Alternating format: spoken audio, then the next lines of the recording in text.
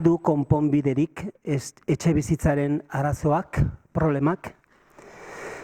Baldintza duinetan etxe batean bizi edo ez, ziur asko gizarteko eskubide osoko kide izatearen muga markatzen duen garai honetan, non ogizatearen eta bazterketaren aldeko aldea etxebizitzaren gaiak definitzen duen, gure gonbidatuak gakoak eskainiko dizkigu galdera horri erantzuteko. Eta a priori ez dirudi galdera erraza, eta etxipenean ere eror gintezke prezioen etengabeko igoeran, pertsona askorentzat bizitzeko etxea erosteko edo alokatzeko ezintasunean eta abar.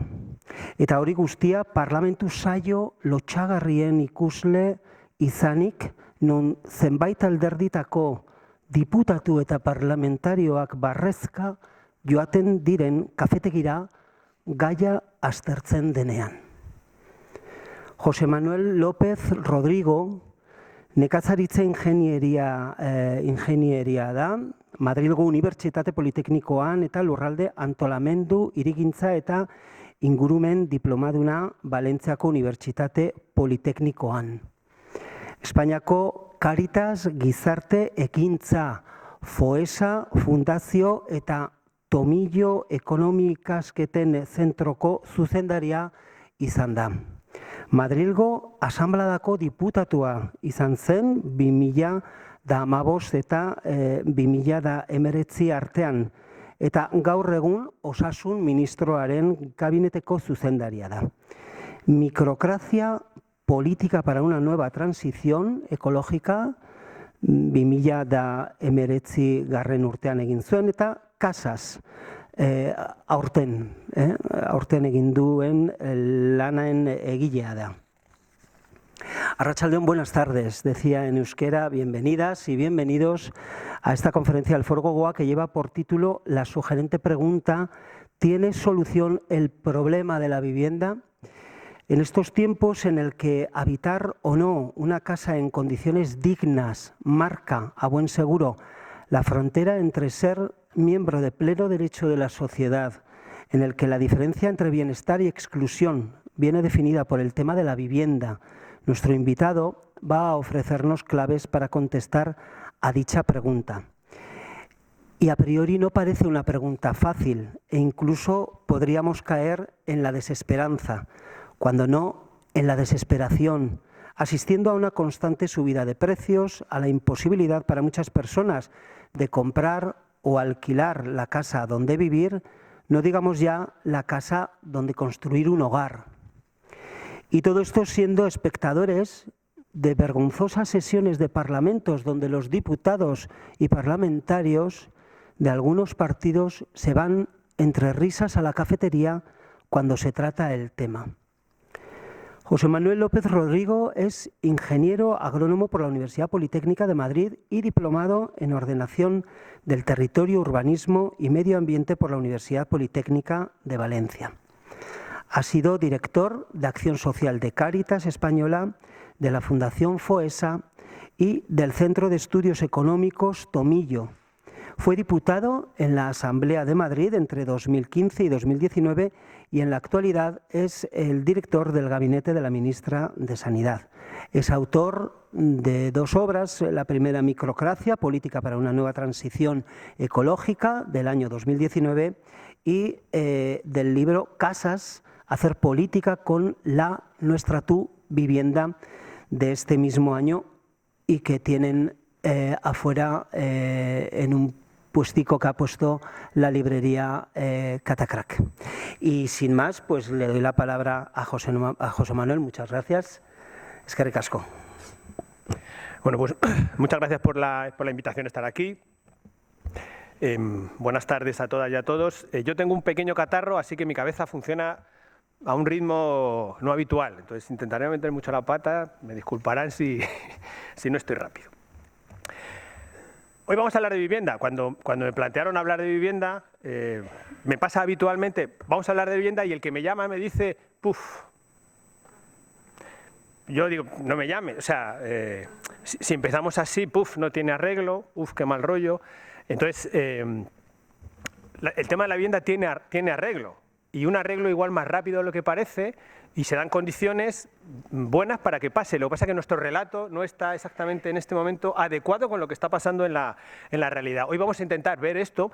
Yo he terminado el libro está publicado hace 2-3 semanas. Yo antes de eso se lo entregué a 12 personas para que lo leyeran. Lo leyeron 2, que no fueron 2, fueron 1 y 2 medias.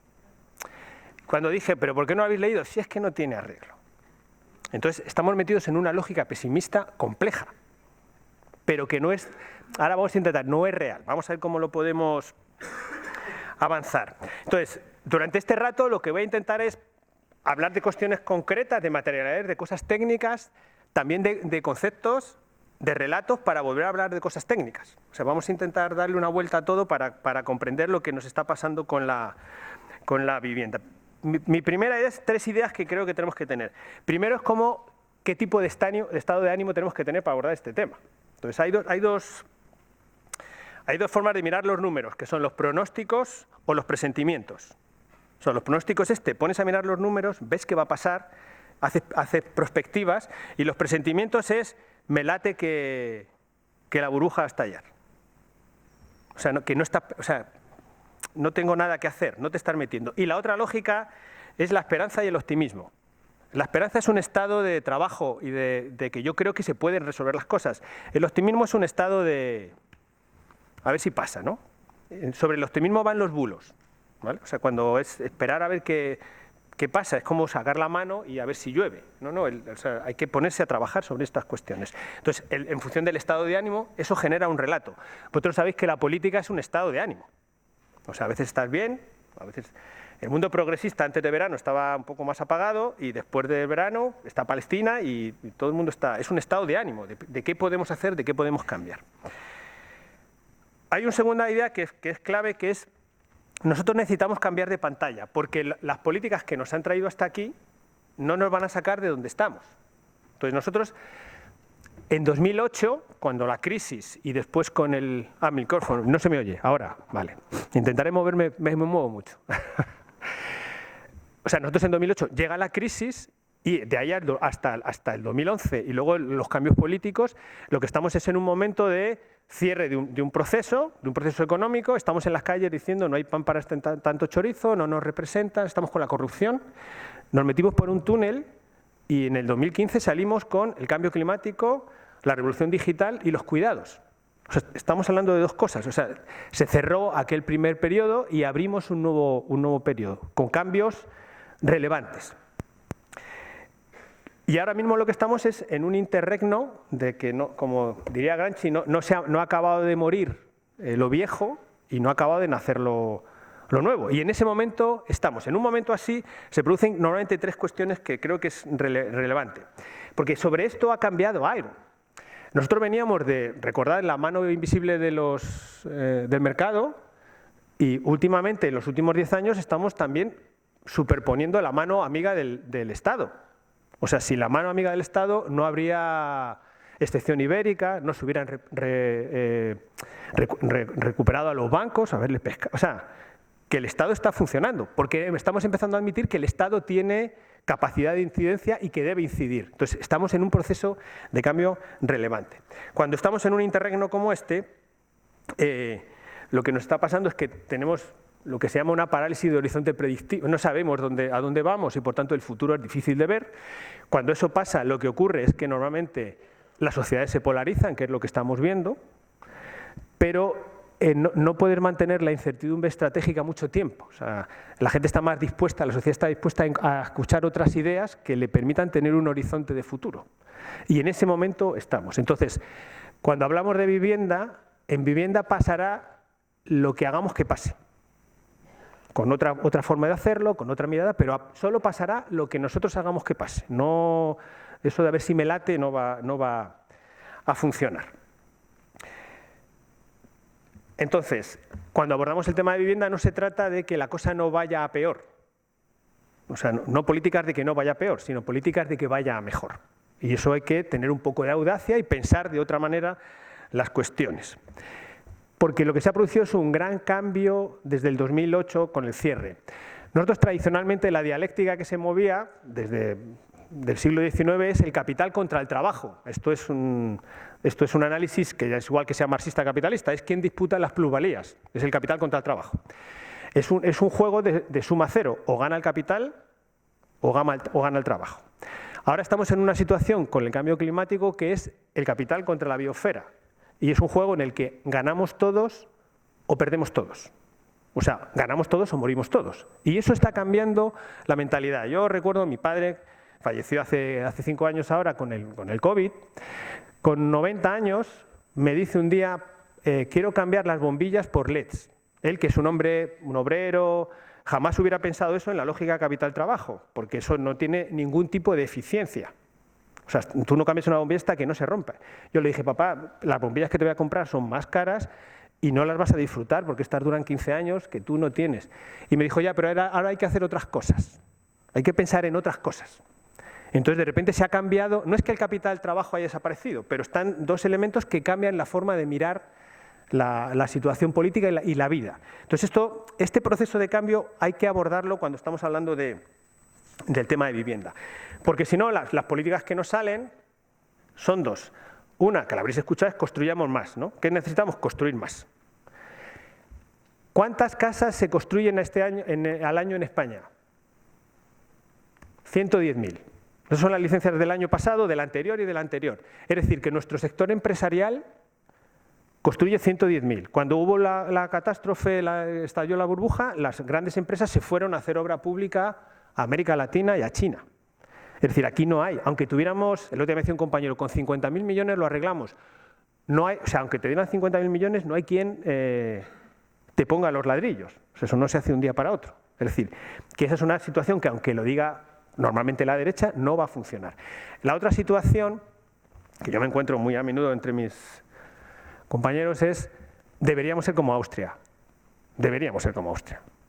Pero no vamos o sea, las condiciones de aquí no son las de Austria. Austria ha tardado 100 años en esto. Entonces esto es lo que nos mete. Hipócrates decía que la melancolía es un estado de tristeza permanente. Entonces nos coloca en la melancolía austriaca. Deberíamos ser como Austria, y los estados melancólicos se formulan en reflexivo condicional, se debería, donde no hay sujetos, o sea, donde nadie debe hacer nada. Y eso te mete en la tristeza. Entonces deberíamos ser como Austria. Yo a veces lo digo, si yo midiese 2,5, tuviera 25 años, jugaría bien al baloncesto, jugaría en la NBA, pero eso no va a pasar. Entonces no vamos a ser Austria, aunque digamos que deberíamos ser como Austria. Entonces pensemos a partir de lo que tenemos, qué podemos hacer. Y hay un tercer elemento que me parece fundamental, que es que tenemos que cambiar los... Ahora lo pongo, así, es que me está dando en la cara... Cambiar un poco los conceptos con los que estamos trabajando.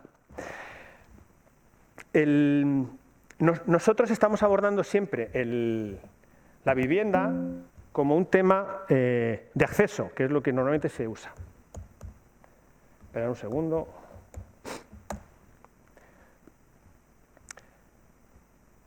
Porque la concepción de la política administrativa, como nosotros la concebimos, se construye al final del siglo XIX, cuando está la revolución industrial. Entonces el mundo es una metáfora de máquinas. Hay competencias, los de sanidad, educación, cada uno tiene su competencia, pero nosotros vivimos en el tiempo del cambio climático. En el cambio climático todo es un ecosistema y las cosas se relacionan. O sea, hay que relacionar las cuestiones. Entonces el tema de la vivienda, en este momento hay que analizarlo como un ecosistema. Un ecosistema que tiene 4 componentes. Uno que tiene que ver, eso que veis, el acceso. O sea, hay gente que necesita acceder a la vivienda. Que no solo son jóvenes o la gente vulnerable. Yo tengo alguna amiga que se ha divorciado hace un mes con un salario decente y no puede comprar una casa. O sea, es un problema de acceso. Hay un segundo acceso, un elemento que tiene que ver con el uso. Hablándolo con los de derechos sociales hace poco, ellos tienen un plan para sacar a la gente mayor de las grandes residencias y que vuelvan a casa para los centros de día, que es mejor estar en casa. El problema es que hay 1.100.000 personas de más de 65 viven en casa sin ascensor por encima de un tercero. Es decir, que tú si intentas ese plan, lo que haces es pequeñas cárceles. Casi es preferible que la gente esté jugando a las cartas al mus en su residencia. Hay un tercer elemento que tiene que ver con el cambio climático. O sea, las casas son responsables del 40% del consumo de la energía y del 35% de los residuos. O sea, podríamos tener casas y morir porque tendríamos poca vida. Y hay un cuarto elemento que tiene que ver con lo financiero y lo económico. Los ladrillos son el sistema de ahorro de nuestro país desde los años 60, ahora lo vemos. O sea, cuando tú haces un análisis del ahorro de los hogares españoles tienen 2 billones de euros ahorrados. El 70% de esos 2 billones son ladrillos. En el extremo de la OCDE, ¿sabéis qué país está? Austria. Solo el 13% de sus ahorros son ladrillos. Ellos ahorran en acciones, en otras cosas. Pero aquí se ahorra en ladrillos. Y eso es cuando alguien tiene un ahorro, compra una segunda residencia, compra una casa para alquilar, compra un garaje, compra un terreno. Eso está en la dinámica cultural y con eso tenemos que jugar. Es diferente ahorrar que especular. Son conceptos, o sea, ahorrar es lícito, sí, especular es lícito, no. Entonces, la cuestión es que estamos hablando de 4 elementos a la vez, que no son 4 elementos separados. Yo voy a ir hablando de mí, que yo hablo con mis hijas, yo tengo 2 hijas, que ya tienen edad de buscar, una ya vive fuera de casa y la otra quiere salir fuera de casa. Entonces yo estoy muy preocupado porque quiero que accedan. Vivimos en una casa sin ascensor, que es la casa de mis padres ya no están, tuvimos que, por un lío familiar tuvimos que comprarla y yo todavía estoy peleando porque hay un ascensor para los viejitos. O sea, yo estoy preocupado. Obviamente soy ecologista, pero yo también tengo mis ahorros. Y soy a la vez padre, vecino preocupado, ecologista y ahorrador. No soy a ratos padre, a ratos, o sea, no tengo que ganar como padre por un lado, ganar como ecologista por otro, ganar como vecino por otro y ganar como ahorrador por otro. Tengo que ganar al final, en el ecosistema. Y por tanto necesito un debate público en torno a esto. Porque somos todos a la vez, ¿vale? 3 millones de hogares españoles declaran que tienen una casa en alquiler, que han ahorrado en una casa. 3 millones, ¿vale?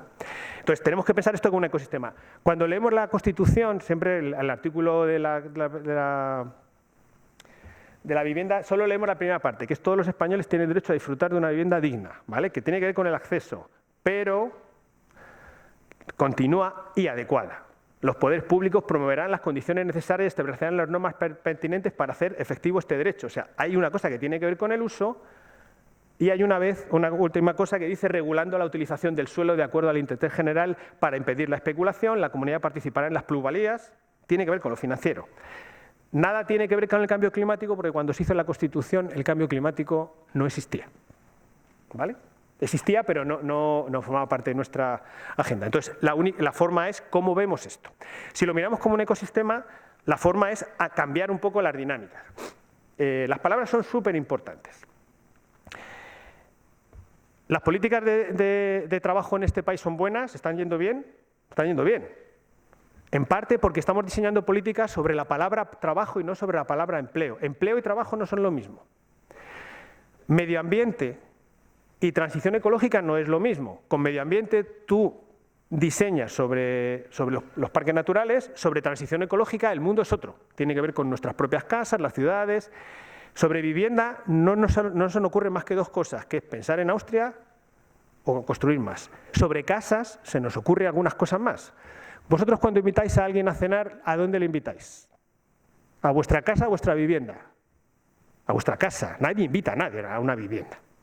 Yo hice una pequeña encuesta en mi entorno de gente que había ahorrado y me decían, yo vivo en una casa pero alquilo una vivienda. Yo les decía, ya, pero es que esa vivienda es la casa de alguien.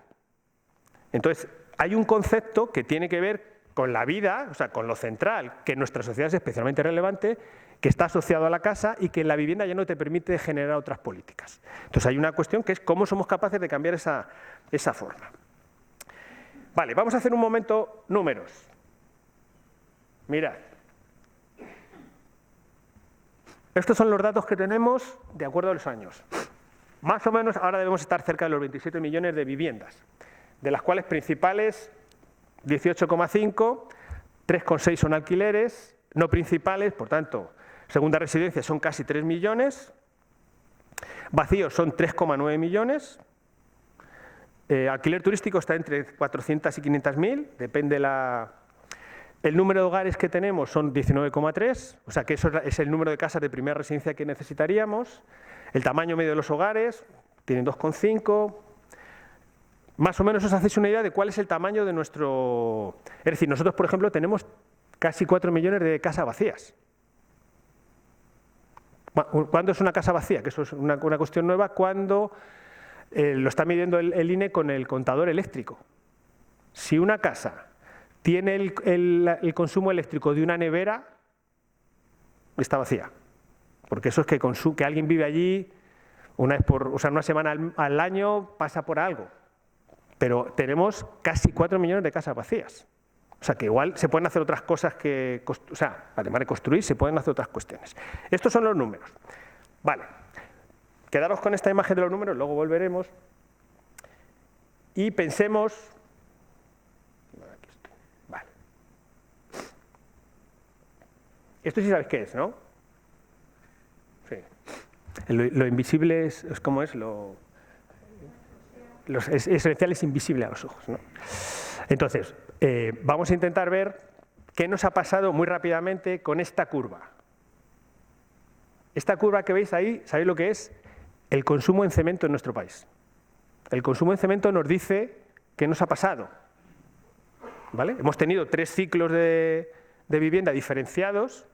En cada ciclo ha pasado una cosa, ahora lo vamos a ver, pero tenemos 3 ciclos. El primer ciclo es el que ha cambiado la lógica de la vivienda. Nosotros, esto lo habéis oído 1000 veces, cuando Franco dice no quiere un país de proletarios y quiere un país de propietarios, en ese momento en nuestro país la propiedad del alquiler era 50%, que es lo que está ahora mismo en Austria. Hoy estamos 75-25.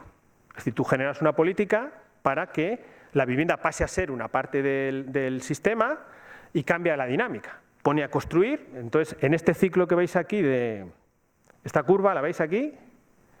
Tú subes, empiezan a construir, esto es la crisis del petróleo del 73 y llegas hasta aquí, hasta el 84, ¿vale? Ese es el proceso. 8 millones de viviendas en VPO. ¿Qué hace ahí? Realmente Franco lo que hace, la dictadura lo que hace es utilizar la vivienda para mantener la dictadura. En el 2011 se cumplían 50 años de mi barrio, ¿no? Yo vivo en un barrio obrero. Entonces, mi padre me había contado 1000 veces que él conocía a alguien en el Ministerio de la Vivienda y por eso le habían dado una casa.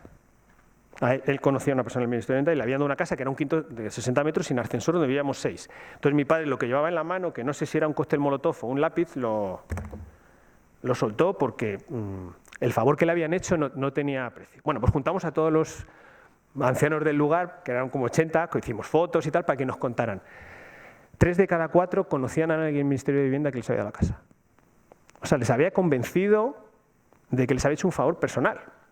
Y además, yo les decía, os había puesto una placa que ponía Ministerio de la Vivienda, Instituto Nacional, esas que habéis visto para recordarte todos los días, cuando abrías la puerta, que te habían hecho un favor personal. Eso mantuvo la dictadura mucho tiempo. Entonces, cuando eso se produce, lo que ocurre en nuestro país son varias cuestiones. Ese es el ciclo de los pisos, ¿no? Entonces, estas son las curvas de propietarios y de alquiler. ¿Veis? O sea, de repente los propietarios empiezan a subir y los alquileres empiezan a bajar. Eso es una política decidida. O sea, alguien decide que esto es así. Os lo digo para cuando tengamos que decir lo que hay que hacer. O sea, que cuando tú decides una política, la política se produce. ¿Vale? Consigue esto, que es sociedad de propietarios. Lo siguiente que consigue es que ahorremos en ladrillos. O sea, nosotros pasamos a ser una sociedad que ahorra en patrimonio. Lo que tenemos es un parque de muy mala calidad. Mirad, esto que veis aquí abajo son las normas de construcción, ¿vale? Que son las MV las anteriores, las normas básicas de edificación. No me voy a meter en la parte técnica, el Código Técnico de Edificación. Con las normas MV ninguna casa tenía por qué tener ni eficiencia energética ni ascensor. ¿Vale? Cuando meten las normas básicas de edificación, te exigen ascensor, pero no eficiencia energética. Y ya las del Código Técnico de Edificación ya son buenas. Eso significa que en nuestro país solo el 8% de las casas están bien, hay un 39% que no es eficiente y un 52% que ni es eficiente ni es accesible. Es decir, tenemos uno de los parques de vivienda peores de la Unión Europea. Entonces nos deja sistema de ahorro en ladrillos, sistema de propiedad, sistema de mala construcción y nos deja un par de cosas más que son interesantes. Una es una estética. Esto lo habéis visto en 1000 sitios. Este es mi barrio, ¿vale? Entonces, lo que se llama es una estética universal. Cuando la dictadura te da una casa, te dice sí, pero son todas iguales. O sea, sois todos iguales. Todos sois iguales. Eso es que no te salgas de la ¿Habéis intentado cambiar un toldo en una casa? No se puede, o sea, no puedes salirte de la... O sea, no cambies el toldo, no te metas al sindicato, no te metas al... O sea, yo te doy la casa, pero estate tranquilo. De hecho, lo único que podíamos hacer, las casas por dentro eran variadas y los toldos también, pero por fuera no. Entonces eso nos deja una estética universal que nos complica pensarnos diferentes. Esto es, cuando tú quieres hacer algo diferente, antes de que llegara el nazismo, los alemanes trabajaban con la Bauhaus, que era el diseño para la gente popular. O sea, porque si te ves lo bello, te interesa de otra manera. Cuando llegan los nazis, lo primero que hacen es cerrar Bauhaus. O sea, porque no, entonces nos deja una estética que esto es mi barrio, pero podría ser en cualquier ciudad de este país. O sea, te dejan, todas las casas son iguales, son todas de color camel, ¿no? De ladrillo visto, y con eso. Incluso las nuevas también son así. Vale. Y también nos deja por dentro unos diseños, porque las casas tienen que ver con las familias. Las casas hasta los años 80 tienen cocinas pequeñas. O sea, los diseños son muy compartimentadas y cocinas pequeñas, porque en la cocina solo entra una persona. O sea, que todo obedece a una dinámica social. O sea, solo entran las mujeres, las están partidas. O sea, que todo tiene que ver con alguna cosa más que si accedo o no accedo. Vale. El segundo ciclo, está la placa que la habéis visto 1000 veces en 1000 sitios. Vale. El segundo ciclo es clave porque es el sitio en el que cambia el modelo de proyección. Las primeras viviendas eran VPO. VPO todo el mundo sabe lo que es. O sea, la vivienda es tuya, pero te la ha pagado la administración. O sea, te ha ayudado la administración. Por tanto, tú no puedes venderla como tú quieras. Es tuya, pero no puedes hacer. Es decir, la administración, el Estado se hace cargo. En este proceso, que es estos años de cambio de gobierno, se cambia las ayudas por VPO por ayudas por IRPF. O sea, yo te doy, algunos de aquí, yo he comprado mi casa con ayuda en IRPF. Recordáis que te puedes, al final del año, desgravar un porcentaje. Entonces, lo que hace la administración es te transfiere IRPF, dinero, pero tu vivienda es libre. Esa transferencia han sido 162.000 millones de euros. El plan de recuperación que nos está cambiando el país son 80.000, es el doble. Entonces, lo que se produce es un sistema de transferencia del Estado a las familias. Porque si a alguien le preguntas en el año 80 cuáles son las áreas del Estado que transfieren, renta que redistribuyen, te dirá la sanidad, la educación, los servicios sociales, las pensiones y la vivienda. ¿Hoy diríamos la vivienda? No. Porque en ese proceso la vivienda pasa del sistema. Entonces, lo que se produce es un cambio de sistema de redistribución del VPO al IRPF y un cambio más, que es que te dejan descalificar las casas VPO. Entonces, mis padres, que tenían una casa de 300.000 pesetas, que es lo que había costado, pasaron a tener una casa de 3 millones. Yo recuerdo a mi padre diciendo que éramos ricos. O sea, obviamente con 3 millones no hacíamos nada porque no podíamos comprar otra. Pero lo que hizo la administración fue hacer la gran redistribución. Pasó a la gente mochilas. A mi padre le pasó una mochila y le dijo, a partir de ahora tú te haces cargo de tu siguiente generación, no la administración, porque a partir de ahora todo es libre. Entonces hubo una gran redistribución, pero ya hizo así, ya no me ocupo más. Entonces mi padre ya tenía que hacerse cargo de 3 hijos con una vivienda que obviamente no nos da. La pregunta del millón es, tú ese día que repartieron la mochila, ¿dónde estabas? ¿Estabas? ¿No estabas? Entonces, lo que fue un gran sistema de redistribución, en este momento, con las nuevas herencias que ahora vemos, es un sistema de desigualdad. El que le tocó una mochila tiene, el que no tiene mochila no tiene. Porque ya ha desaparecido. Entonces, es un cambio potente. Entonces, una vez que pasa esto, lo que ocurre es que la vivienda cambia de rango. La vivienda del precio que tenemos hoy pasa aquí, porque valían 300.000 y pasan a 3 millones. Entonces la vivienda de repente asumimos que cambia de rango, que tenemos que pagar más por ella, porque es así. Y es el momento de las segundas residencias. También tened en cuenta que veíamos ahí que en España hay aproximadamente 3 millones de segundas residencias. De esas segundas residencias hay de todo. O sea, es llamativo que 1 millón de segundas residencias están en la provincia donde está la primera. Y los 3 lugares de España donde más residencias segundas hay es Irún, Pozuelo, que es el pueblo más grande, más rico de Madrid, y Leganés, que es uno de los más pobres. Porque las segundas residencias no son chales en la playa, son casas en el pueblo. Pensad que el 40% de las viviendas de Castilla y León son segundas residencias. Entonces hay un nuevo fenómeno que la gente empieza a tener segundas residencias. Ahora veremos cómo juega en esto. Y lo que se produce es un proceso de traspaso de competencias. El Estado traspasa las competencias en modelo máquina, o sea, cada comunidad asuma su responsabilidad. El tercer ciclo es esto es el gobierno de Aznar. Una vez que ya no hay controles, aquello es una fiesta. Entonces tú entras, metes la ley del suelo y empieza la especulación por la especulación. Y se genera una burbuja, que es tú vendes porque suben los precios y suben los precios porque vendes. No tiene que ver con la oferta y la demanda, sino tiene que ver con la lógica de una burbuja financiera. Lo que nos deja esto es un crack económico, las empresas constructoras se van y lo que se produce es un cambio en la redistribución. Este gráfico me costó mucho hacerlo, pero yo lo... Vale. Mirad. Más o menos en términos de dinero, de euros, el primer ciclo lo que hace es transferir recursos a mis padres en forma de VPO, el segundo hace esos 162.000 millones que es IRPF más lo que suben los precios, pero una vez que ya no hay control, lo que se produce es un cambio de dirección del dinero. El dinero pasa de los hogares a los bancos, que son los desahucios.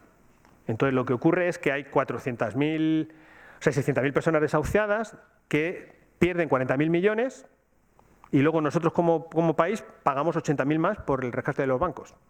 O sea que lo que se nos había transferido es eliminado porque el Estado ya no controla. Ya no tiene sistema, no forma parte del sistema de redistribución. Entonces perdimos toda esa gran redistribución que se nos dio, esa se quedó por el camino. Vale, vamos a el último ciclo, que es en el que estamos ahora. A ver si me dejo alguna cosa, no.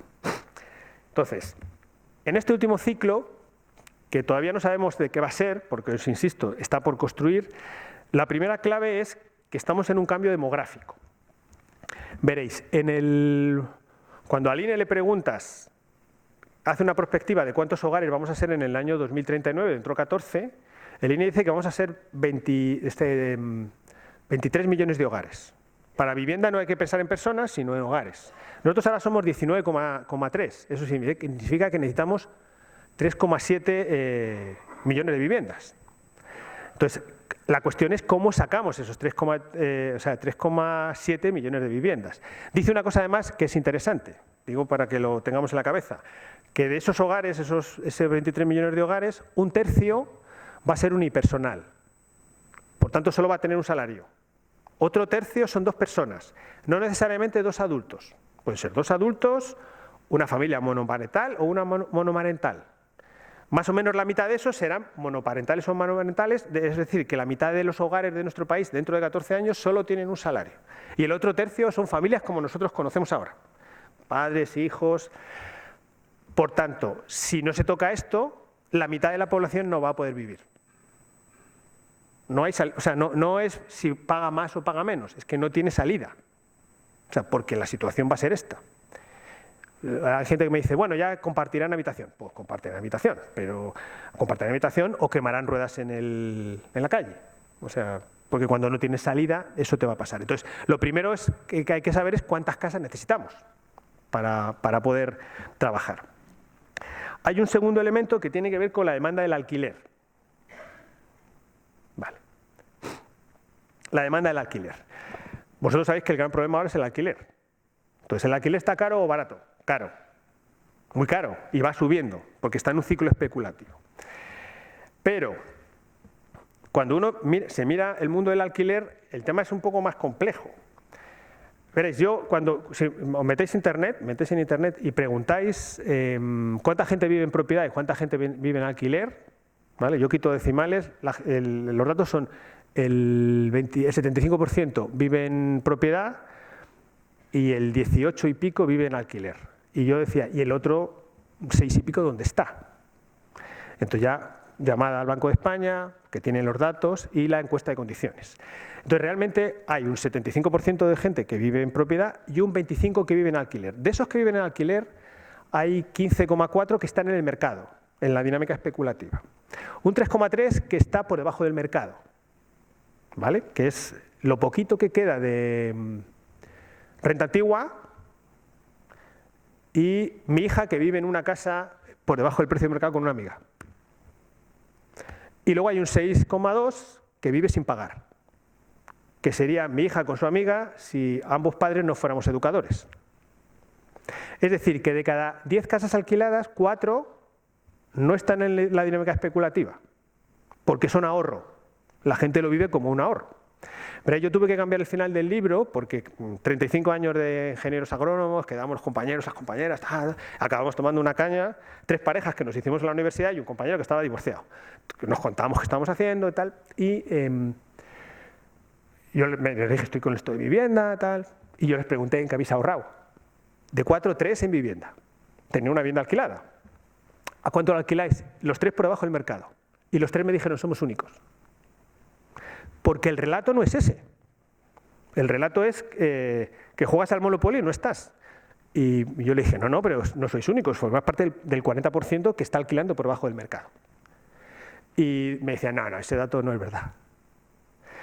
Son ingenieros de la administración. Cuando la administración nos da una estadística, ¿la queréis? Dicen, hombre, claro. ¿Y esta no? No, esta no. Porque el relato es otro. O sea, la narrativa política en torno a esta ni siquiera te compra la evidencia científica. Pensad otra cosa más. En esto del alquiler, cuando en Madrid, yo pongo el caso de Madrid que me lo sé bien. En Madrid, con estos datos que damos de casas vacías, hay 100.000 casas vacías. 100.000. A veces me dicen, no, pero es que las casas estas que están vacías están en pueblos perdidos. No, en la ciudad de Madrid hay 100.000 casas vacías. ¿Por qué está vacía una casa en Madrid? Porque se ha generado un relato en torno a la ocupación y al que no te van a pagar, ¿vale? Entonces la gente tiene miedo. ¿Cuántos allanamientos ha habido en España el año 23, que es el último dato de la Fiscalía? Allanamiento es esto que te dicen que sales a por el pan y te ocupan la casa. Recordad que hay ¿cuántos millones de casas hemos dicho que hay? 27, ¿no? Decidme, a ver, venga, venidos arriba, un número de allanamientos. 218. Ese es el número de allanamientos. Y el número de juicios porque alguien no me paga, 15.000. Ese es el dato. Pero con ese relato, en Madrid hay 100.000 personas que no alquilan la casa porque tienen miedo. Si tienen miedo y no alquilan, no están jugando a la especulación, porque tienen un coste de oportunidad. Su problema no es, o sea, si tú quieres jugar al Monopoly, no tienes una casa vacía. Si la tienes vacía es porque hay un componente que tiene que ver con tu incertidumbre. Entonces hay gente que no saca casas porque está incierta. Entonces hay un juego de Monopoly por un lado, ¿vale? Y casas vacías por incertidumbre por otro. Para que luego generemos políticas, ¿vale? Darle una... Y tienes, de cada 10 casas alquiladas, 4 están por debajo del mercado y 6 están en el mercado. Vale. ¿Habéis escuchado estos datos alguna vez? ¿Y los de ocupación salvaje? Sí. Yo, en esto del mundo de los bulos, siempre conozco a alguien que me dice, yo tengo un amigo que conoce un primo que tiene una cuñada que le han ocupado la casa. Siempre hay alguien. Y yo dije, pues estos 218 tiene una familia muy extensa. Vale. Y luego está el alquiler turístico. Nosotros tenemos ahora mismo unas 500.000 casas en el alquiler turístico y nuestro país nos sostiene más de 200.000. ¿Vale? O sea que tenemos varias fuentes de que trabajar la casa. Vale. Un ejemplo interesante de vivienda vacía. Digo para que es Azpeitia.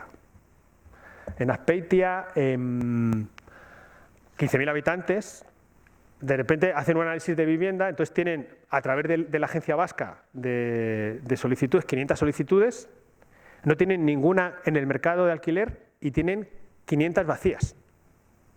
Pero el que la tiene vacía no quiere sacarla porque le da miedo. Entonces, ¿qué hizo el ayuntamiento? Poner una tasa de 10 euros por metro cuadrado. Inmediatamente las casas salen al mercado. O se venden o se alquilan. Eso es palo. Ahora veamos las zanahorias. Pero hay posibilidad de hacer cosas sin tener que construir. O construyendo lo que puedes construir. Hay posibilidad de hacer otras cosas. Vale. Y luego, la última cuestión que me interesa reforzar, porque ahora nos ponemos a ver qué podemos hacer, es... la sociedad está dispuesta a... O sea, como mis compañeros y compañeras de carrera, que creen que son únicos, no es verdad. O sea, la gente está preocupada por sus hijos y sus hijas. O sea, ¿qué es lo que está ocurriendo? Que los fondos de inversión están jugando, marcando las normas. ¿Cuánto del mundo del alquiler gestionan los fondos de inversión? El 8%. No es mucho. Pero ponen las normas sobre ese 15%. Entonces es posible hacer cosas, porque hay una parte de la sociedad dispuesta a que esto no pase. Alguien me decía el otro día en la coalición de gobierno, me decía, es que mis votantes son caseros. Yo dije, hombre, tus votantes son caseros y también son inquilinos. Pero si tus votantes que son caseros, que es lógico porque han ahorrado en casa, son tus votantes, es porque no son neoliberales.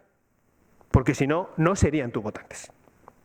Entonces, pensar que todos los caseros y caseras son neoliberales es mucho pensar. No voy a hacer una encuesta porque está feo de quién de aquí es casero y casera. Pero si estáis aquí, no sois neoliberales. Igual algunos os ha escapado, pero no parece, ¿no? Entonces, pensar en esto. O sea, que seas casero no significa que quieras... O sea, eres casero o casera, tienes hijos, hijas, tienes padres, eres ecologista, tienes otras cosas en la cabeza. Pero necesitas seguridades. ¿Qué podemos hacer? Vale. A ver, ¿dónde estamos? Vale, esto sí me interesa antes de pasar a lo siguiente, que es el tema de las herencias. En todo este juego que estamos hablando hay un factor más que hay que tener en cuenta, que son las herencias. Aquellas personas que recibieron una casa VPO en el 60, mis padres, fallecidos los dos, lo que hacen es pasarnos los ladrillos. ¿Vale? Y se lo están pasando a familia Pumer. En mi caso no me toca una casa, me toca un tercio. Y en la familia Pumer me toca un tercio, un cuarto, medio a veces un quinto. Entonces son ladrillos que tú haces líquidos. ¿Y qué haces cuando tienes dinero líquido? Lo metes en ladrillos. Estamos en el momento en que hay que decidir todo ese capital que es brutal, ¿cómo se mete? Esto que ves es la curva de las herencias en el porcentaje del PIB en España. Para haceros una idea de lo que está pasando. Este pico, aquí está subiendo ahora por, realmente es este pico, porque se ha movido, es el COVID. Claro, las personas de los casi 40.000 que fallecieron, el 80% tenía más de 70 años. Formaba parte del primer ciclo. ¿Vale? Entonces lo que está pasando es que estamos teniendo en el mercado, si esto no lo ordenas bien en este momento donde cae un montón de dinero, lo que puedes tener es un problema serio a futuro. ¿Vale? Entonces el tema del ahorro es fundamental, que tiene que ver con las casas, pero tiene que ver con el ahorro. ¿Vale? A ver, no quiero dejarme nada... Ah, sí, mirad, y luego está la otra historia interesante, esto de nada. Es el número de fincas urbanas por actos de última voluntad. Si miramos hace 50 años, todo eran fincas rústicas. Pero ahora es esto. Es la movida de los pisos. Que es lo que se está moviendo en el... Por tanto, hay un montón de millones de casas de segunda mano que están jugando. Más o menos os hacéis... Entonces, cuando uno analiza esto como un ecosistema, no es complicado, pero es complejo. Porque los ecosistemas son complejos. Pero entran muchos factores. No solo es el acceso, hay otras cosas que tenemos que tener en cuenta para resolverlo. Vale. Aquí no me dejo nada. No me dejo nada. Vale. La rehabilitación la vemos ahora. Esto me permite yo hacer un juego. No sé cómo voy de tiempo. Tengo que estar acabando, ¿no? Voy ahí. Si os aburro me decís. Voy más rápido. Bueno, vamos a esto. Cuando uno tiene un problema muy grande, y no sabe cuál es el primer paso que tiene que dar, cuando tú tienes que planificar adelante, eso se llama forecasting, ¿no? Pero cuando no sabes qué hacer el primer paso, lo mejor es trabajar con el backcasting. Es cómo te imaginas la sociedad dentro de 15 años, qué necesitas en 15 años y, por tanto, qué necesitas en el año 14, en el 13, en el 12. Hay algunos conflictos sociales de algunas sociedades que se han analizado así. Sudáfrica es una, no es la única, Entonces tú, si le dices a los colectivos cómo ves el tema de Sudáfrica mañana, no hay acuerdo. ¿Cómo lo ves en 20 años? Todo el mundo está de acuerdo, entonces tú vas diciendo, bueno, ¿y en el 19 dónde está el conflicto? Para poder hacerte un mapa de qué cosas tienes que resolver. Entonces, yo lo que he hecho ha sido trabajar así. Si yo necesito estas casas en el 39, ¿cuántas necesito en el 38, en el 37, en el 36, tal? ¿Cuántas necesito este año? ¿Y dónde las puedo sacar? ¿De dónde puedo sacar casas? Ahora lo vemos. De la nueva construcción tú tienes lo que tienes, que son 110.000 que puedes empujar, un poquito más. Tienes 250.000, 300.000 que puedes quitar del alquiler turístico. Ahora vemos cómo. Y hay otras posibilidades, las casas vacías. ¿Qué tengo que hacer para que las casas de vacías salgan al mercado? Os insisto, no solo de las grandes ciudades. Azpeitia tenía 500 demandas y 15.000 habitantes. O sea, la gente vive en zonas pequeñas. Y ahí están las casas. Y hay otra posibilidad de sacar casas de otra manera. Veréis, esto a ver, es... Uno de los elementos que está funcionando ahora es, que pasó en el año 2016, es que Naciones Unidas dijo que las ciudades extensas ya no pueden funcionar, que tienen que ser densas, porque no nos da para los recursos, consumen más las extensas. Los chalés adosados hay que olvidarse de ellos, hay que densificar las ciudades. ¿Habéis visto algún proceso de rehabilitación de un edificio viejo a los que les ponen ascensor? Sí, habéis visto alguno. Vale. Cuando se descalificaron las viviendas, la de mis padres, se descalificó el vuelo, pero no el suelo. El suelo es público. Claro. Entonces yo podría, con las nuevas tecnologías de madera, que es lo que se está construyendo ahora, subir una planta, sacar una ley por el cual te autorizo a subir una planta, esa nueva planta, que son, pues en casa de mi padre, que eran 5 pisos, o sea, son 5 pisos de 2 viviendas, y me voy a poner mi ejemplo para que ahí ponemos 2. Con la condición de que esas 2 nuevas son de VPO permanente, y te autorizo a que las plusvalías de eso sean para el gasto. Es más, no te dejo subir si no es para arreglar el edificio. Yo podría estar rehabilitando el edificio, poniendo el ascensor, o sea, manejando sobre el tema del uso y el cambio climático, a la vez que estoy construyendo muy rápido esas viviendas y tener nuevas viviendas en VPO muy rápido en el mercado. ¿Cuánto se tarda en hacer una vivienda de esas? ¿Cuánto creéis?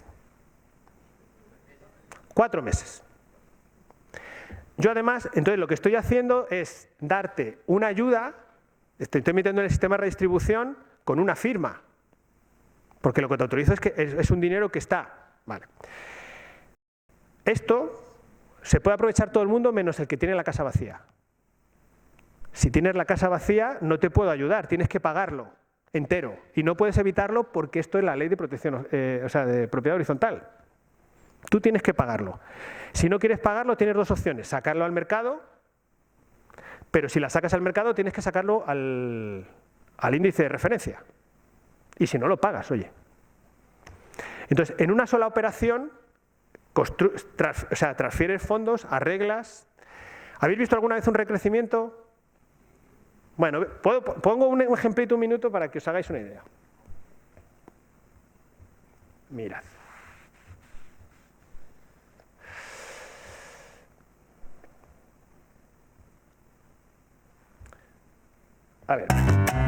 A ver, esto es la calle Argumosa. La calle Argumosa es la central de Lavapiés, ¿vale? Es la central de Lavapiés. Vale.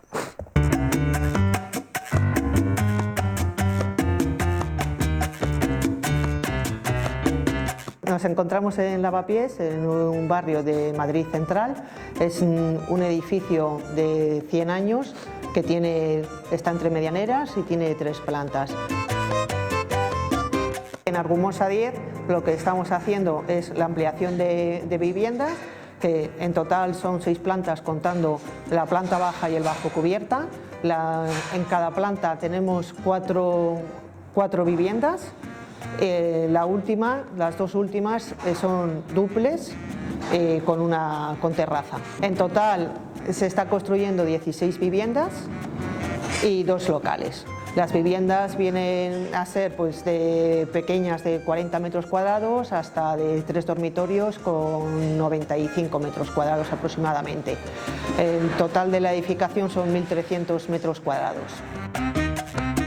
Este sistema de estructura, al hacerlo con madera y todo prefabricado, está perfectamente controlado, con lo cual la rapidez de montaje es una ventaja bastante grande. Entonces viene todo ordenado en los camiones y viene todo preparado con sus agujeros para colocar los tirafondos, con los planos como si fuera casi pues uno de IKEA, y todos los carpinteros les facilita mucho el trabajo. Esto supone unos ahorros de tiempo brutales. Un edificio como este, que son 6 plantas, lo hemos levantado en 11 días de trabajo. En total son 7 camiones de 300 metros cúbicos. Las ventajas que tenemos. Entonces, ello lo que es construcción industrializada. Tú diseñas esto, te vas a una nave, lo construyes, viene el camión de IKEA, viene allí, hay unos albañiles que ya no son albañiles porque no huelen a cemento, huelen a pino, y con unos tirafondos te montan una esa que es más eficiente. Hace poco un arquitecto decía ya, pero es que nosotros hemos consumido la edificabilidad. La edificabilidad es una convención administrativa. La edificabilidad es esta u otra. La única condición es que el edificio lo sostenga. Pero una estructura de madera como esa que habéis visto en un edificio de Argumosa que tiene casi 200 años, pesa aproximadamente una cuarta parte que cualquier construcción de ladrillo. Entonces nosotros podríamos estar con mucha rapidez montando algo que no es ciencia ficción, sino que permite pensar mundo de casas en un ecosistema donde está resolviendo a la vez el uso, el cambio climático, los ahorros y que te permite trabajar con nuevas VPOs. Las VPOs tienen que ser permanentes y hay que cambiar, porque si queremos meter de nuevo la vivienda en el sistema de redistribución, las ayudas que da el Estado tienen que estar protegidas. Entonces hay que cambiar la VPO por VPOP, que es, pero hay que quitar vivienda por poner por valor permanente. Es decir, las viviendas de arriba, que puedes hacer, yo hice un cálculo así, en un par de años puedes hacer 600.000 a esta velocidad. Si yo te doy una ayuda para rehabilitar tu casa, esa casa también esto que te he dejado que hagas, tiene que tener una carga registral, es del Estado. Si tú mañana decides vender la casa por mucho más dinero del que vale, me la tienes que devolver. Porque si no, lo que estoy haciendo es darte una ayuda para rehabilitar una casa que tenga ascensor, que sea mejor, y tú lo que haces es duplicar el precio de la casa. Si tú quieres duplicar el precio de la casa, me tienes que devolver lo que te he dado.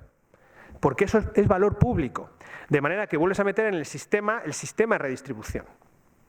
Más o menos. Vale, entonces tú generas nuevas dinámicas que tienen que ver con el palo, es decir, si tú no sacas la casa, yo te pongo y con la zanahoria, que es este otro sistema por el cual yo te doy ayudas.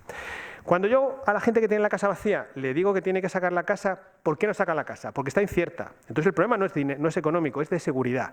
Y lo que pueden montar en paralelo es una agencia pública de alquiler, pero no sobre vivienda pública, sino vivienda privada. O sea, la gente necesita seguridad, que la administración se la coja. Y yo te pago los 700 que te tenga que pagar, los 500 mensuales, olvídate. ¿Quién vive en mi casa? Olvídate. Yo ya manejo más del 8%, podría llegar a manejar más del 8% para marcar el territorio de viviendas de gente que las tiene vacías porque tiene miedo. Entonces, si lo que tienes miedo, quítales el miedo, dales confianza. Y eso no es complejo. Los que hemos trabajado en la administración sabemos que hay unas cuantas entidades sin función. O sea, no se trata de montar una agencia de nada, sino está el SEPES, el IDAE, o sea, hay entidades y móntalas con otra forma de trabajo. Pero se puede hacer de otra manera. De manera que tú puedes estar moviendo fuentes de vivienda, que son las recrecidas, las nuevas, las vacías, las turísticas, y jugando con ellas, generando políticas sobre todo. ¿Qué tienes que hacer?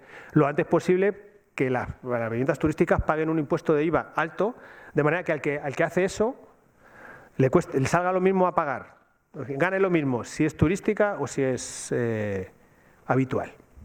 Eso está en tu mano. O sea que se pueden hacer bastantes cosas en este sentido. Vale, 2 cosas más y lo dejamos y ahora seguimos hablando de esto. Necesitas un par de instrumentos más. Uno es un fondo de inversiones, o sea, los fondos de inversiones da miedo que se vayan porque nos dejan sin dinero, ¿no es eso? ¿No? Que nos quedamos sin dinero. Bueno, hay 2 posibilidades de conseguir dinero. Uno es sustituir los fondos de inversión por fondos de pensiones. La diferencia es que los fondos de inversión juegan al monopolio y los fondos de pensiones gestionan las pensiones de los ancianos noruegos y no buscan inversiones especulativas, sino estables, buenas, o sea que tú puedes trabajar. Y poder montar un fondo. Mirad, en Francia hay un fondo que se llama el Livret A. Es un fondo donde los franceses ponen dinero, cuando tienen dinero, y ahora mismo están manejando 400.000 millones de euros. Es un fondo público donde puede poner todo el mundo hasta 25.000 euros, incluidos los menores. Yo que soy madrileño, cuando nací, para ser madrileño tenías que tener una cuenta en Caja Madrid.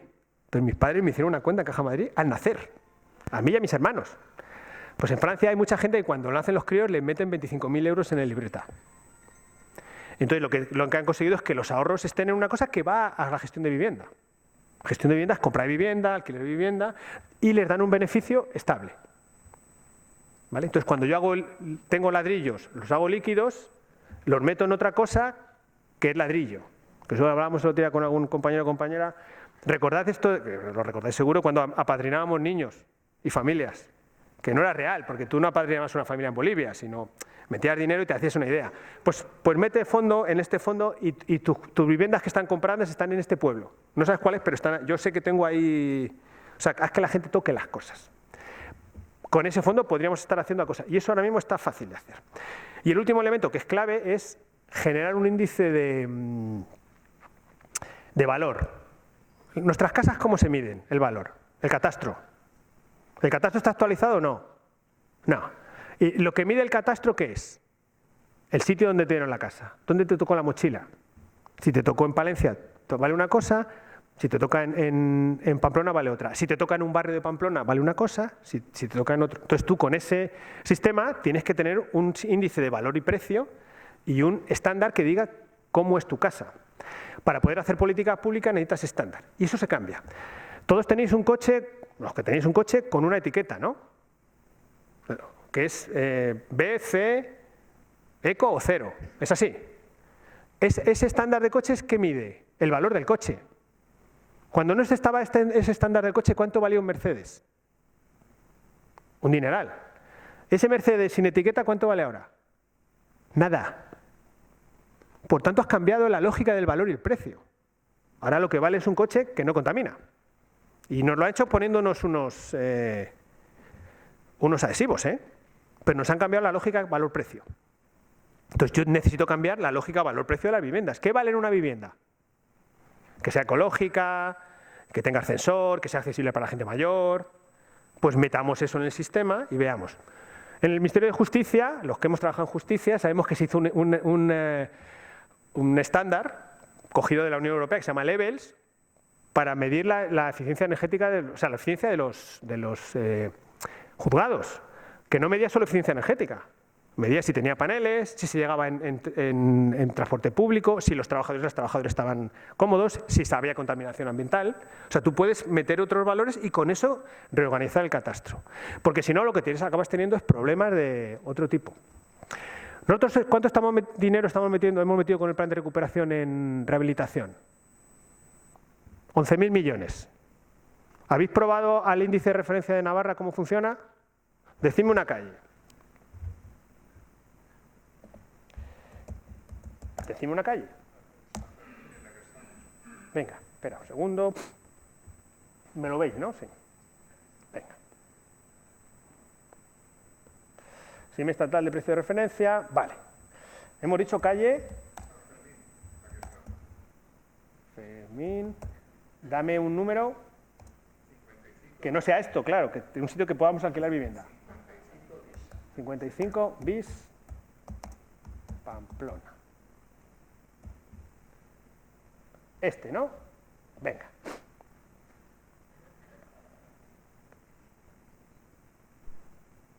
Es esa calle, ¿no? Sí. ¿Qué me va a preguntar? ¿Qué vivienda es? Yo le voy a decir que, un segundo derecha, no sabemos quién vive aquí, pero no importa. Por decir, es que ¿tiene certificado energético? Entonces, las casas van de la A la G, ¿no? La G es ineficiente y la A es eficiente.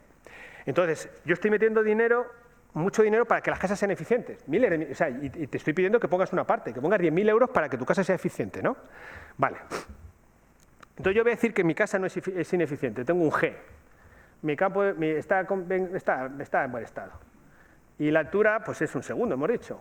Vale, no tiene aparcamiento y tal. Esto es lo que yo puedo alquilar la casa. ¿Vale? Imaginaros que yo he metido 10.000 euros con la ayuda que me han dado para hacer rehabilitación de la casa y mi casa, quedaros con el 885,96, ¿vale? Le he metido dinero para mejorar las ventanas y ahora mi casa es A, que es lo más. Eso es lo que ha cambiado. 1 euro. Es decir, el Estado te está diciendo que da igual lo que hagas. Porque lo importante ¿qué es? ¿Dónde te dieron la mochila? Está utilizando los valores franquistas para hacer esto. Entonces, ¿el índice de referencia es interesante? Sí, pero no demasiado.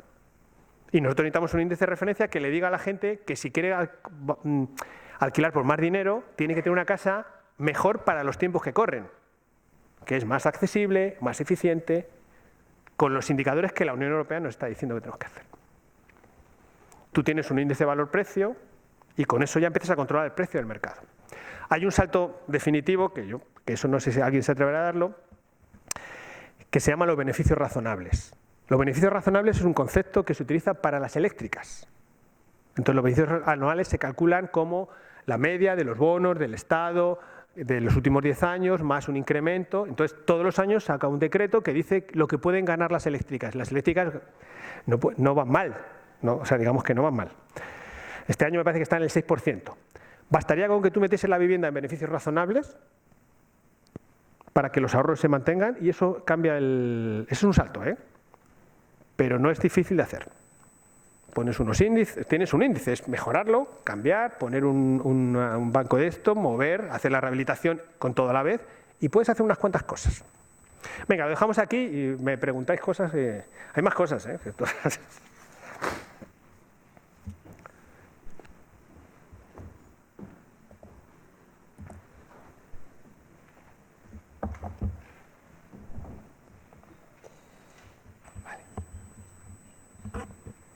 Bueno, no sé vosotros, pero desde luego con la cantidad de datos que nos ha dado José Manuel, yo desde luego ya he decidido que en los próximos días me voy a ver el vídeo tranquilamente con una libreta para entender algunas de las partes. Lo que me ha gustado ha sido la fotografía general que has ofrecido, que para mí en muchos aspectos ha sido bastante aclaratoria, ¿no? No sé vosotros cómo lo veis. Me imagino que tendréis algunas preguntas que han ido surgiendo por ahí mientras hablaba José Manuel. Yo, mientras que os pasan el micrófono, yo tengo una. Al principio has hablado de audacia. ¿Dónde está la audacia? Por lo menos para algunas de estas cosas que estás comentando que se pueden hacer, ¿no? En Pamplona el catastro fue actualizado este año, por cierto. Tuvo también su debate, porque este tema, como es un tema parte del que se utiliza como arma dentro de lo que es el debate partidista polarizado, pues también la actualización del catastro tuvo su debate. La audacia. A ver, la audacia. Yo digo, sociológicamente esto es un tema que se puede abordar. Si miráis las encuestas, ¿vale? Así, a grosso modo, las encuestas, cuando tú preguntas sobre migración, la derecha tiene una posición y la izquierda tiene otra. Cuando preguntas sobre cambio climático, la derecha tiene una posición y la izquierda tiene otra. Cuando tú preguntas por vivienda, los datos siempre salen entre el 70 y el 80%. O sea, hay una preocupación, porque la gente tiene su ideología, tiene hijos, ¿vale? Y tiene preocupación. O sea, que no, el mundo neoliberal funciona, pero luego está tu vida.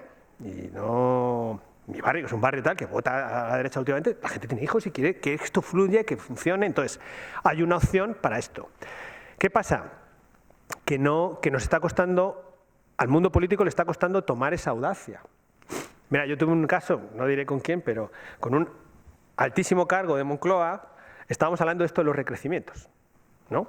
Entonces, yo le decía, pero esto se puede hacer y se hace aquí, aquí, aquí. Porque estos recrecimientos, estos que estáis viendo, los hacen las élites. Si vais a Barcelona, o sea, todos pero los hacen ellos, pero se podían hacer industrialmente, que es lo que estamos haciendo. Y me decía, tenía yo un montón de libros de Mazzucato. A Mazzucato habéis leído, ¿no? Del Estado emprendedor, el Estado es el que emprende las cosas, los tenía allí. Y me decía, pero esto, si también funciona, ¿por qué no lo hace el mercado?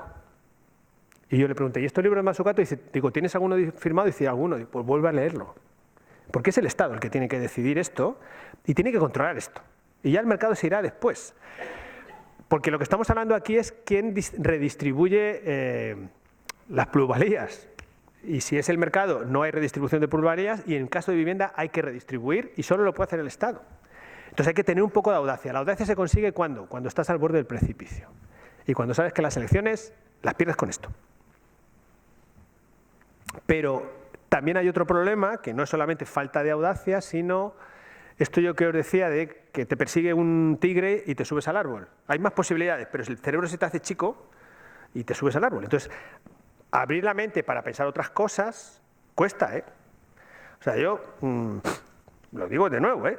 Yo me he puesto a escribir esto entre 5 y 7 de la mañana durante 8 meses porque me costaba explicarle que yo estoy en la caverna. Yo decía antes, yo vivo en la caverna, o sea, si yo estoy ahí, me cuesta explicarlo. Que hay otras posibilidades de hacerlo, que se pueden hacer otras historias, porque se te ha hecho tan pequeño el cerebro que cuesta dar ese salto. Y entonces necesitamos, porque sin audacia esto no va a pasar, ¿eh? Y el problema es que si no hay audacia y no hacemos otra cosa, con los nuevos condicionantes en los próximos 3 años son que esto se va en una mala dirección. Y el tema de las herencias es clave en esto, en cómo se articule todo ese capital que va a ser nuevo patrimonio, si va a ser pisos turísticos o va a ser alquileres. Eso es clave.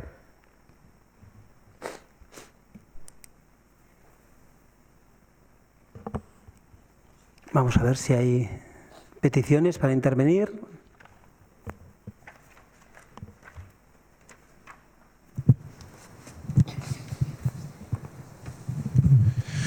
Buenas tardes, José Manuel. Vamos a ver, yo le supongo el suficiente recorrido político como para de alguna forma haber vivido muchas situaciones, y quiero suponerle la valentía para responder sinceramente a una cuestión. Imaginémonos por un momento que tenemos, en vez de igual el galimatías político que existe en este país, 4 partidos, 2 de derechas, por no hablar de 2 solo, y 2 de izquierdas, ¿vale? Imagínate. Sí. Imaginémoslo. En esa situación es absolutamente imposible pensar que si los que gobiernan son esos 2 partidos de derecha, vayan a aplicar políticas que permitan una redistribución más justa de las plusvalías, porque sus votantes son generalmente la mayoría, por lo menos los que tienen que defender la actual redistribución de plusvalías, ¿no? Pero yo digo, entonces tendríamos que pensar que son los 2 de izquierdas los que deberían de posibilitar la toma de esas medidas. Pero tampoco parece que se dé. Y entonces la pregunta que hago es decir, ¿qué tendría que tener un gobierno de un determinado país?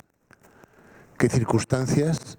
No sé si es mayoría, si es continuidad, qué es valentía, visión que no tiene para poder sentar las bases para cambiar esta situación de pánico de la sociedad ante el tema de la vivienda. Vale, a ver, yo digo por salir también de ese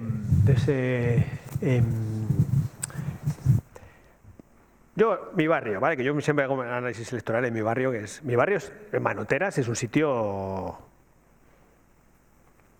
sea, yo soy de GB, 1 de cada 4 o se murió por el SIDA o sea, fue heroinómano, ¿vale? O sea, que os hagáis una idea del perfil de mi barrio es un sitio que vota a derecha ahora.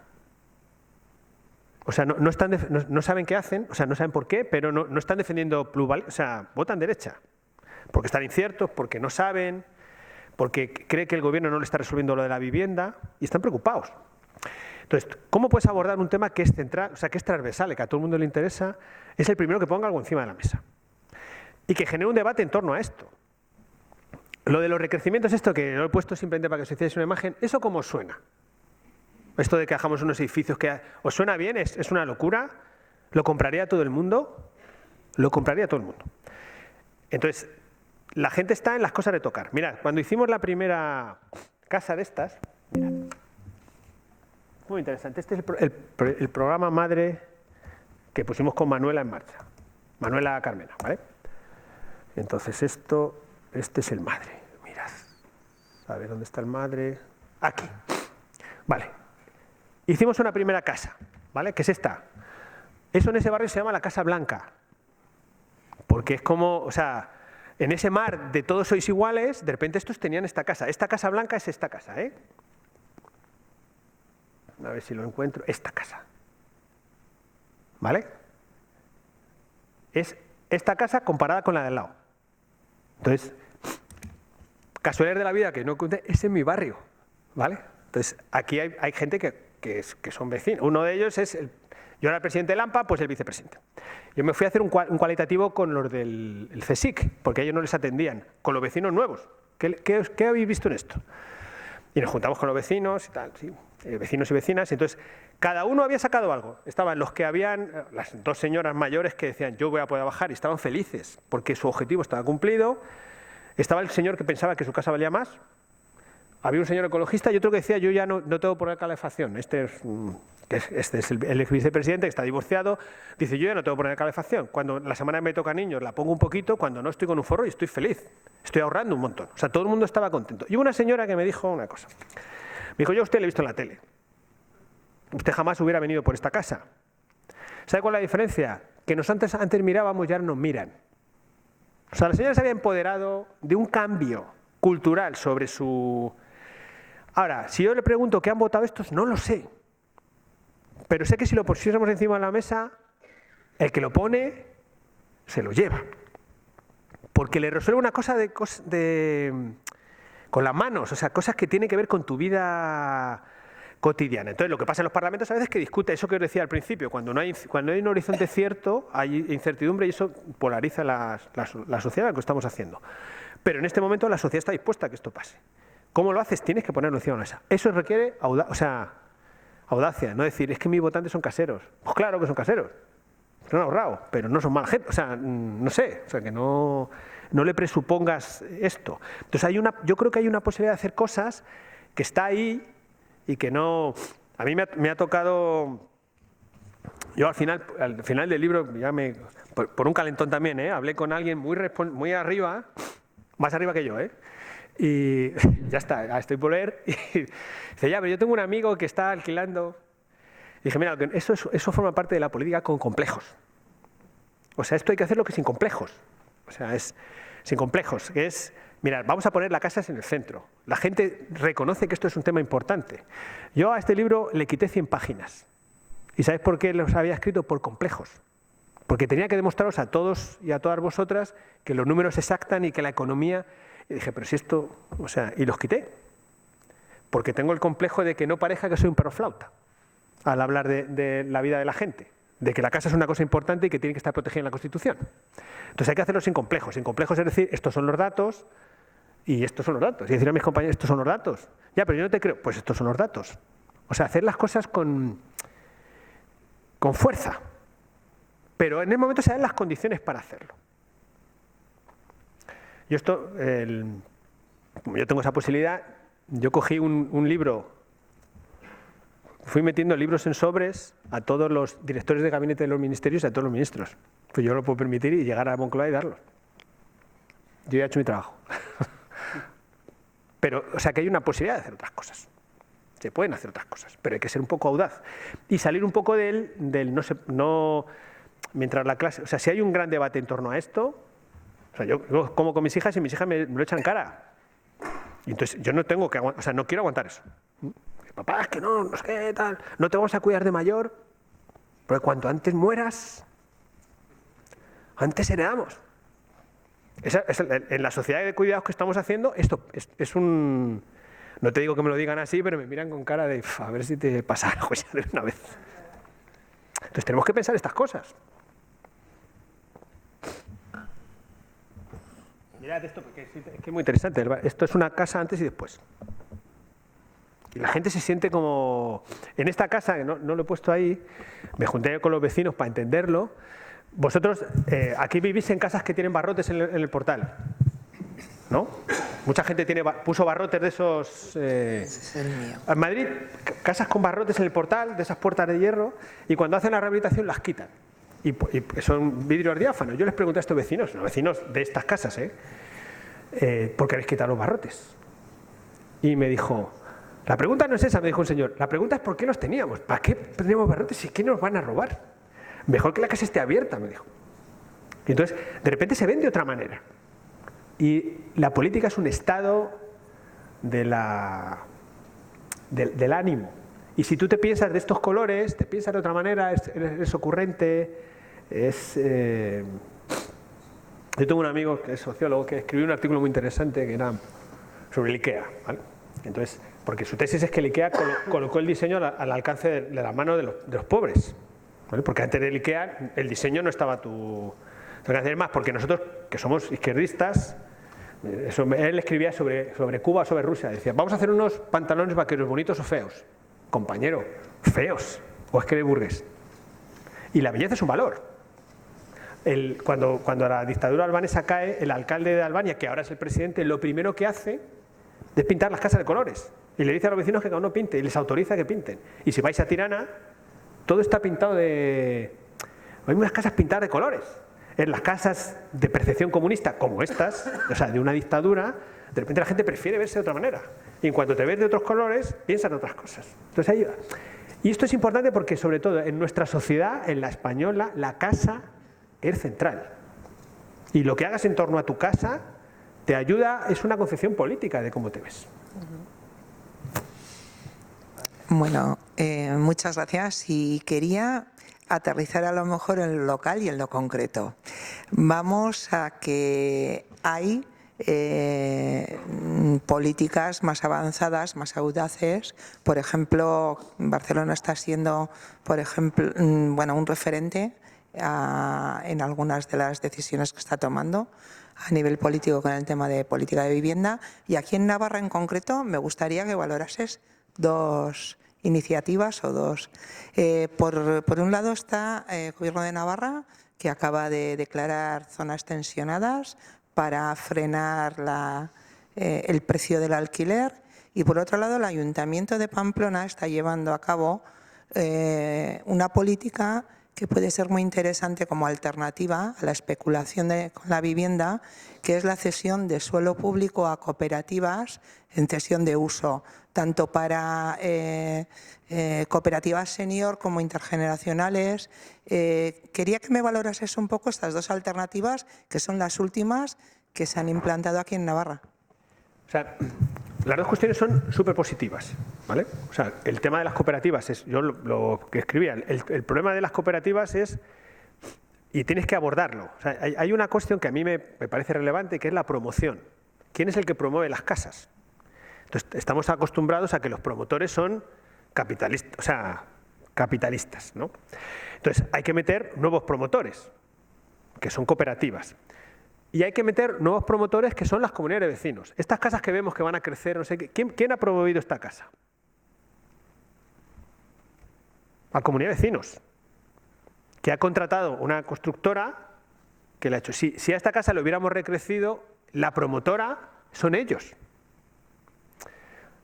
O sea, tienes que abrir el mundo de la promoción. Sobre todo pensando que la promoción no es para ganar dinero. A veces sobre todo es para vivir. Cuanto más promotores tengas con no lucrativos, que sean comunidades de vecinos, para hacer las de los tejados, o estos, te va mejor.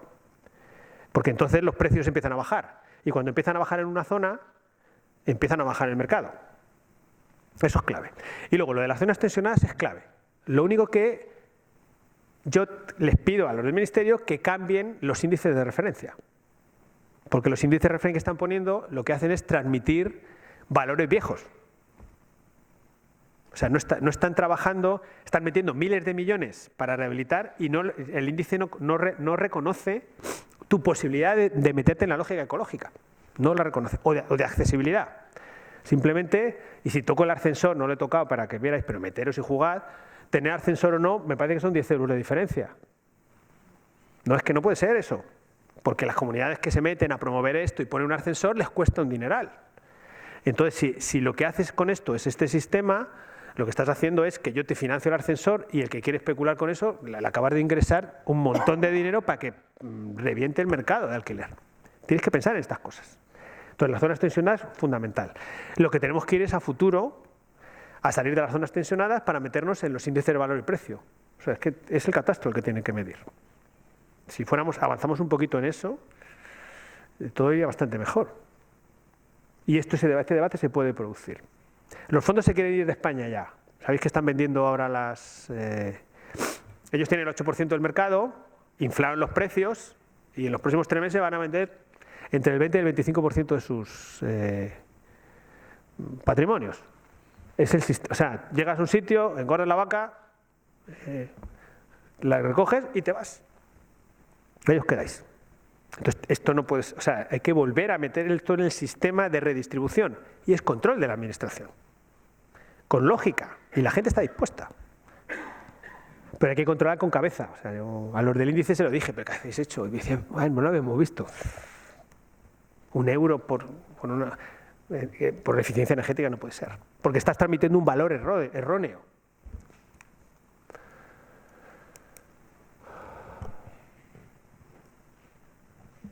A ver si hay más peticiones. A mí se me ocurre una cosa, escuchándote también, hablamos del tema de la audacia. De la audacia sobre todo nos referimos a quienes gestionan, ¿no? Pero luego es necesario, has dicho, es necesario también un cambio de relato. Y el cambio de relato es de todos y de todas, ¿no? Porque claro, en un lugar donde el ahorro ha sido imaginado y hecho y puesto en práctica desde el ahorro a base de ladrillo, ¿cómo hacemos para cambiar ese relato? Para que esa audacia también esté en nosotras y nosotros. Yo creo que eso, que eso no va a cambiar. Pero, insisto, no es lo mismo ahorro que especulación. Mucha gente ha comprado casas para sus hijos. Ese su ahorro es la casa de sus hijos. Y eso es lícito. Es más, te diría que es bueno. O sea, es como la preocupación. Entonces, lo que hay que ayudar es a la gente es que ese ahorro funcione así. Pero dicen 1000 casas vacías en Madrid. Asustadas y está haciendo tiempo a que sus hijos en ocasiones las cojan. Porque te la van a inocupar. Entonces, hay que decirle, mira, dámela. Y como la ley dice, el día que tu hijo o tu hija la necesite, te la devuelvo mejor. Es más, yo te podría gestionar la rehabilitación cuando toque, aunque la pagues. O sea, puedo hacer muchas cosas por ti. El otro día hablando con alguien de esto de las ocupaciones, cuando estábamos en la crisis y empezaron los primeros desahucios, el problema de los primeros desahucios es que eras tú contra un monstruo, que era un banco. ¿Cuándo empezó a cambiar esto? Cuando llegó la PA. Porque entonces ya era un monstruo contra alguien organizado que salía en la tele, o sea, cuando tú te organizas, entonces, si te ocupan la casa a ti solo, o sea, es difícil, no sabes qué hacer. Ahora, si ocupan una casa de una agencia pública de alquiler que tiene 50.000, que tiene un servicio jurídico que te mueres, nadie te va a ocupar esa casa. Porque es darle la vuelta a lo que nos hicieron. Entonces, hay muchas posibilidades de hacer, pero el sistema del ahorro creo que no va a cambiar. Por eso lo que hay que ayudar es, tú quieres ahorrar, te vamos a mandar un fondo sensato. Tú quieres ahorrar, vale, pero tiene que ser con estos precios de alquiler, hasta que lleguen a tus hijos, porque esto va a pasar. Yo os he encontrado 4 ciclos. ¿El quinto ciclo cuál es?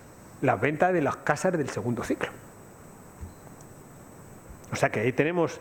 Y si no hacemos esto, lo que ocurre es que hay un mundo de mochileros y mochileras y un mundo de no mochileros.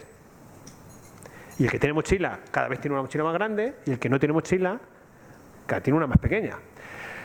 Normalmente, Esto el relato con mis hijas el otro día. Claro, tú alquilabas hasta que comprabas, ¿no? El problema es que si alquilas y te suben el precio, nunca ahorras.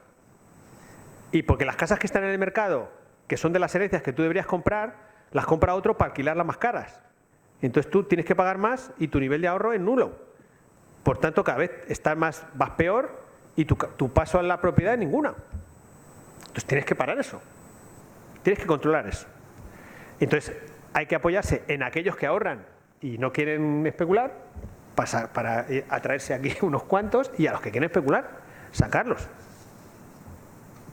En 10 años en este país no se debería especular con vivienda, porque no te permite la ley hacerlo. Y el sistema. ¿Hay por ahí Sí. otra intervención? Quería preguntarte qué opinas sobre el tema de la rehabilitación de bajeras como vivienda, que es también una posibilidad de incrementar la posibilidad de vivienda, ¿no? Sobre todo en algunas zonas donde mucho comercio local ha cerrado y no, tampoco tiene igual tanto sentido que hayan tantas casas que la planta baja se destine a comercio, ¿no? ¿Qué opinas sobre eso? O sea, eso es una fuente de vivienda o sea, la pena es que desaparezca el comercio local, ¿vale? Eso es un problema. Una vez que ha desaparecido el comercio local, o sea, yo no autorizaría a cambiar, pero si una está baja, que se use como vivienda, que se pueda mover fábricas, zonas industriales a viviendas, ordenando, también es una buena idea. O sea, hay cosas que se pueden hacer. Hay algunos que están pensando en cuarteles. O sea, ahora mismo Defensa está cediendo cuarteles para hacer viviendas. No tirar los cuarteles, sino reorganizar los cuarteles. O sea, yo creo que en este momento, porque además eso lo que te permite es tener viviendas muy rápido. Porque si tú solo piensas en construir vivienda como plantean los ortodoxos, en urbanizar un terreno se tardan 2 años. ¿Vale? Cuando tú recreces, lo que tienes es suelo urbano hecho. Cuando tú coges un bajo y le haces una vivienda, tú ya tienes suelo urbano. O sea, no tienes que hacer nada, pues tienes el suelo urbano. Entonces hay que aprovechar estas nuevas dinámicas y los nuevos sistemas de construcción. Tenemos nuevas tecnologías, aprovechemos esto.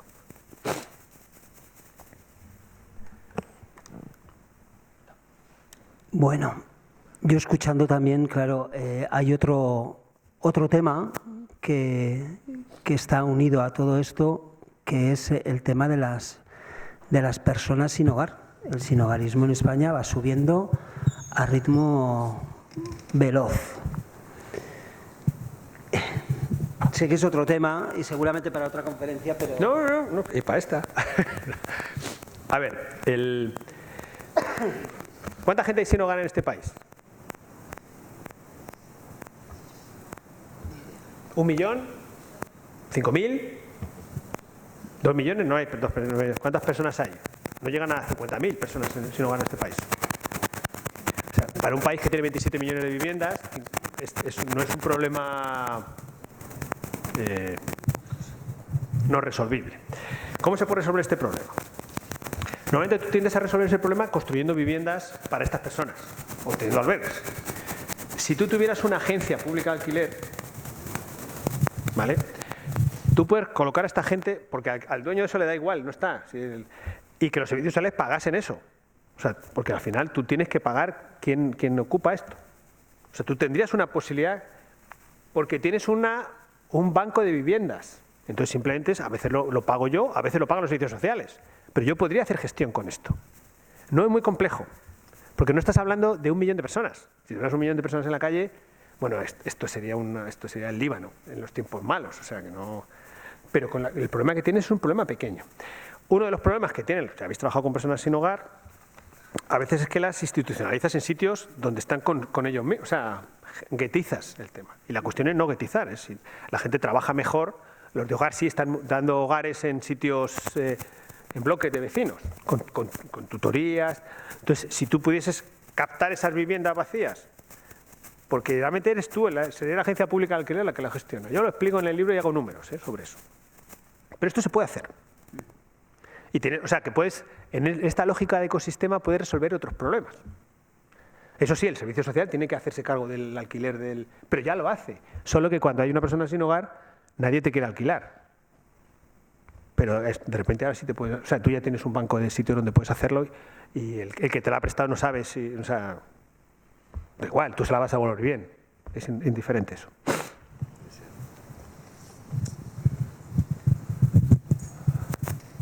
Sí, buenas.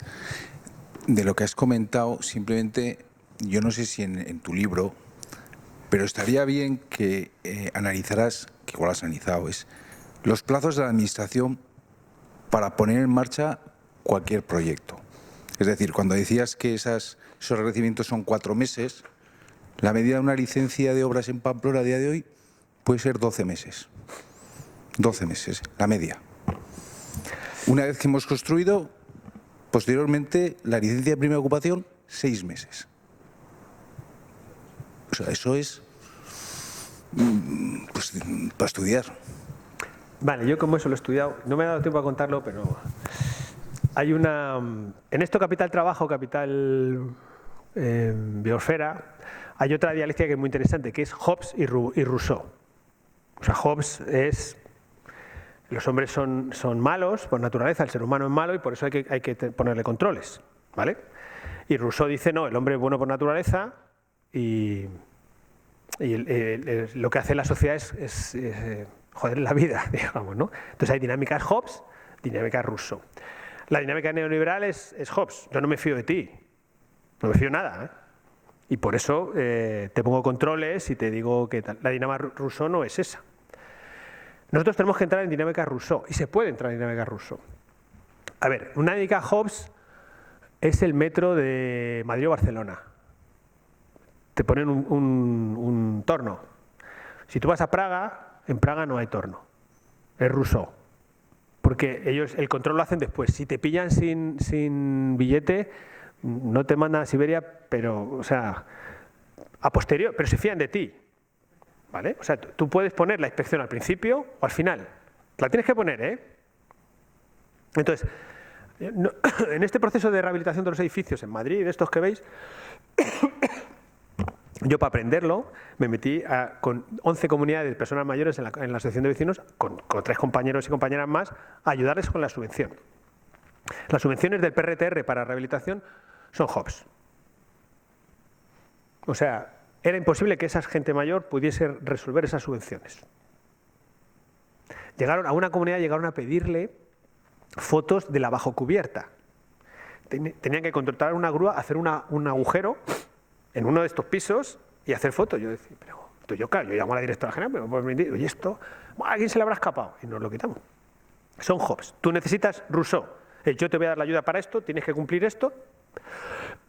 Para que eso pase, tiene que haber un estándar. El problema de la rehabilitación social es que no están aplicando un estándar. Es discrecional. Si tú pones un estándar, yo ya puedo hacer política Rousseau. Este es el estándar. Hazlo. Y luego ya vendrá un inspector y te dirá si lo has hecho bien o mal. Pero como no hay un estándar, yo hago esto.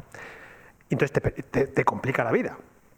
Entonces, toda esta lógica de estandarización, como eso que yo os digo de los coches, es que lo de los coches, pensadlo bien luego, esta noche, para que no durmáis, cómo ha cambiado el sistema de valor y precio de los coches.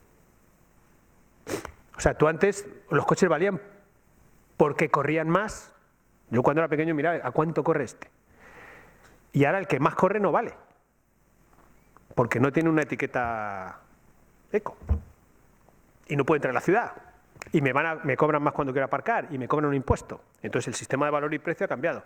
Yo aquí con un estándar puedo decirte cómo hacer esto y puedo cambiar la lógica de la administración. Lo tiene que hacer, ¿eh? Y de hecho parte del plan de recuperación, el problema es que has puesto una dinámica Hobbes. Entonces cuando pones una dinámica Hobbes de que no me fío, las dinámicas Hobbes son, en verdad, nosotros en sanidad estamos intentando hacer autojustificaciones. Vale, nos ha pasado a todos. Te pones malo, tienes un catarro, no vas a trabajar. Al día siguiente ya puedes ir a trabajar, ¿no? Entonces, lo que nosotros queremos es que tú puedas hacer una declaración, no una baja, porque una baja es un acto médico. Tú no te puedes dar la baja, pero un catarro, tú justificas que has estado malo y eso te tiene que servir. Los jovistas nos dicen, no, porque eso es tal. Yo les decía en una discusión interesante, a alto nivel, vamos a ver, si tú no quieres eso, lo que me pides es que yo vaya, que tengo un catarro, me vaya al médico, pida una hora, pierda una mañana yo y media hora el médico para hacer un acto de fe, porque él sí que es Rousseau. Me va a preguntar una semana después, ¿estuvo usted malo? Dije, sí. ¿Me cree usted, doctora? ¿Qué voy a hacer? Y te da un certificado de que estuviste malo. ¿Sabéis estas consultas cuántas son al año? 3 millones. Si yo quitase 3 millones de consultas, igual en la lista de espera era un poquito...